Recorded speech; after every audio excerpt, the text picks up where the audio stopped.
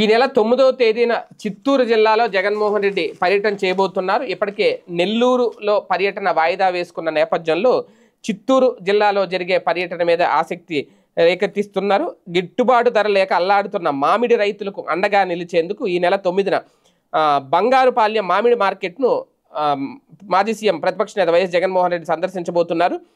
ఈ విషయాన్ని మాజీ మంత్రి పెద్దిరెడ్డి రామచంద్రారెడ్డి ప్రకటించారు. చిత్తూరు జిల్లాలో 1,00,000 హెక్టార్లలో మామిడి పంటను కొనేవారు లేక రైతులు రోడ్లపైనే పారబోస్తున్న ఈ ప్రభుత్వానికి చీమ కుట్టినట్టే లేదు అని మండిపడ్డారు.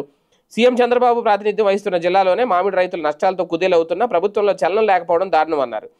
మామిడి రైతుల కష్టాలు తెలుసుకుని ప్రభుత్వం మెడలు వంచి గిట్టుబాటు రేటు కల్పించేందుకు వైఎస్ జగన్ ఈ ప్రాంతంలో పర్యటించనున్నారని చెప్పారు.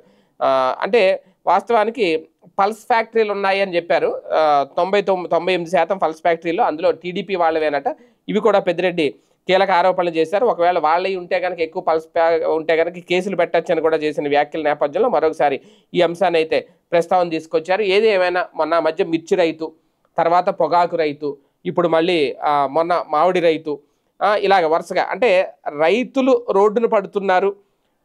లక్షల హెక్టార్లలో మామిడి పంటను కొనేవారు లేక ఇప్పుడు రైతులు రోడ్ల మీదే పారబోస్తున్న పరిస్థితి. ఆ మధ్యన టమాటా రైతు కూడా రోడ్డు ఎక్కారు. అంటే ఏ పంట పండించినా గిట్టుబాటు ధర లేకపోవడం, గిట్టుబాటు ధర రాకపోవడం, కనీసం వాళ్ళు పండించిన పంటకి వాళ్ళు పెట్టుబడి పెట్టిన డబ్బులు కూడా రాకపోవడం, దీంతో రైతు ఆవేదన అయితే మాత్రం చాలా దారుణంగా ఉంది. దాన్ని మేము గిట్టుబాటు ధర కల్పిస్తున్నాం, మాది రైతు ప్రభుత్వం అని చెప్పుకుంటున్నా సరే రైతుల విషయంలో ఆదుకోవడంలో వైఫల్యం చెందుతుందా? అందుకే జగన్మోహన్ రెడ్డి రైతుల సమస్యల మీద, రైతు పోరాటాలకి, రైతులకు అండగా నిలబడడానికి ప్రతిపక్ష నాయకుడిగా ఆయన ముందుకెళ్తున్నారు. అయితే ఇక్కడ 2 అంశాలు. ఒకటి, ఓకే, రైతుల తరపున ఏం మాట్లాడతారని. రెండోది, నెల్లూరు పర్యటన ఆయన రద్దు చేసుకున్నారు. ఇప్పుడు చిత్తూరు జిల్లాలో పర్యటన అయిన డేట్ అయితే ప్రకటించారు. అది కూడా వాయిదా పడుతుందా, సజావుగా సాగుతుందా అనేది చూడాలి.